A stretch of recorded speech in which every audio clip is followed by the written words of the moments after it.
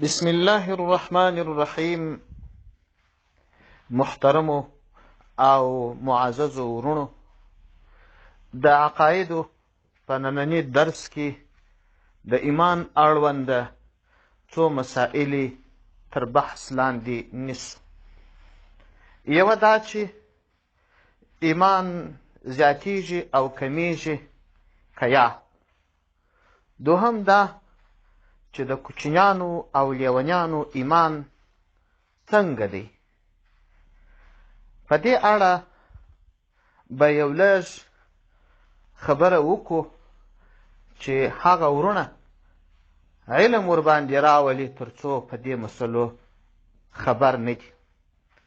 محترم ورونو، ایمان چې کله څوک ورباندې مشرف سي، الحمدلله زموږ ټولنه د مسلمانانو ده، ټول مؤمنان دي، په یو ایمانداره ټولنه کې الحمدلله اوسیږو. نو ایمان بیا نه زیاتیږي او نه کمیږي. داسې نه ده چې یو څوک نیک اعمال زیات وکړي ایمان یې زیاتیږي، یا یو څوک نیک اعمال کم وکړي ایمان یې کمیږي. یا په بل عبارت چې څوک ووایي د انبیاو علیهم السلام یا د اولیاءو رحمهم الله ایمان زیاتو او د عامو خلکو ایمان کم دی، ځکه ایمان نیک اعمال نه دی، ایمان جلا دی او اعمال جلا دی. ایمان به وي خو اعمال به نه وي، اعمال به وي خو ایمان به نه وي.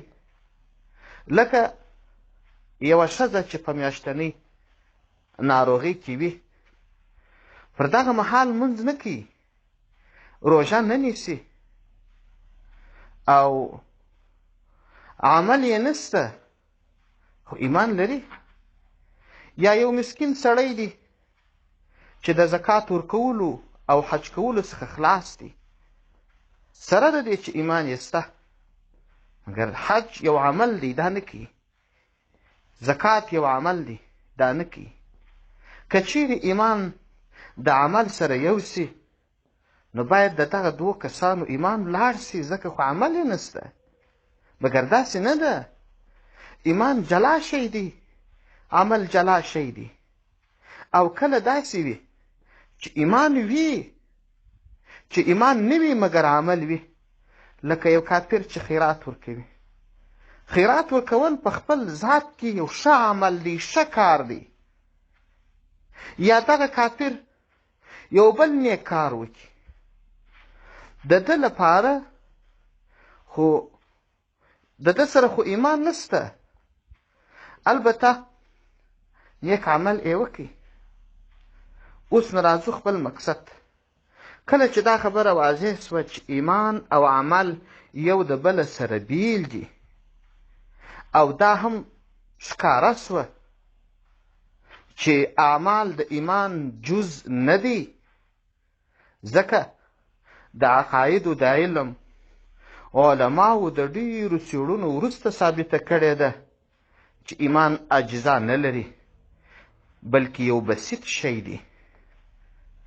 نو په ښکاره ډول باندې دا خبره واضح سوه چې ایمان نه زیاتیږي او نه کمیږي. همدا ډول ویلی سو چې ایمان او کفر سره متقابل دي. که فرضاً ایمان زیادت او کمبود ومني نو کفر به هم زیادت او کمبود ومني. نو د تحقیق وروسته به فکر ډیر لرې ځینې پاته سي چې داسې کله ده. بله خبره دا ده چې د ایمان زیادت په هغه څه راځي چې ایمان راوړل پر هغه څه باندې واجب وي، ځکه ابن عباس رضی الله عنهما فرمایي، روایت دی، ان اول ما اتاهم النبي صلى الله عليه وسلم التوحيد فلما آمنوا بالله وحده انزل الصلاة ثم الحج ثم الجهاد فازدادوا ایمانا الى ایمانهم. معنا دا اول هغه شی چې رسول الله صلی الله علیه وسلم دې خلکو ته راوړی و د الله جل جلاله یووالی یا توحید و.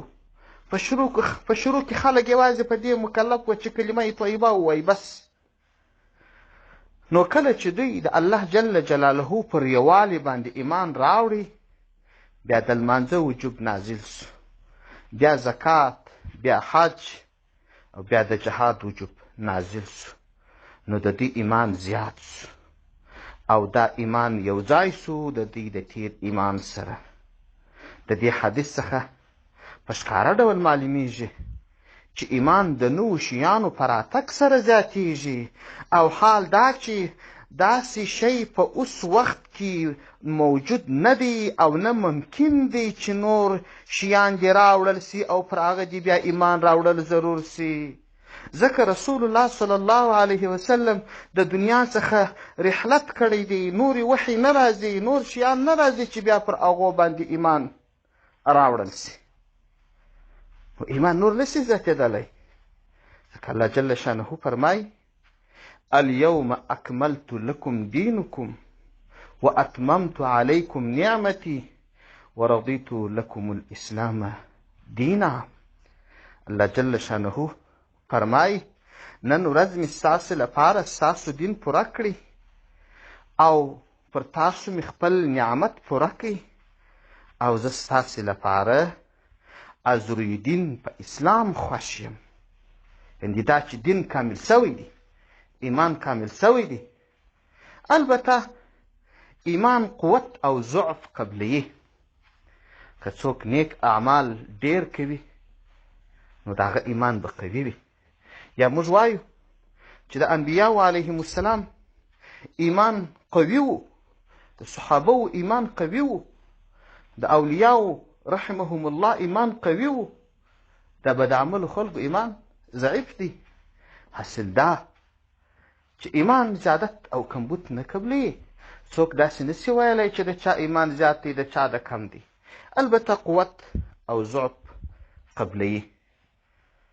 یو بله خبره ده چې د ماشومانو ایمان او د کوچنیانو ایمان په دې اړه باندې د علماو ویناوې څه دي. که څه هم په شروع کې مو دا خبره وکړل چې د ماشومانو او د لیونیانو د ایمان اړونده به لږ تحقیق کوو په نن درس کې، خو دا چې هغه موضوع یو لږ تفصیلي ده، اوږده ده، هغه به انشاءالله په راتلونکي درس کې تر بحث لاندې ونیسو. وصلى الله تعالى على خير خلقه محمد وآله وأصحابه أجمعين.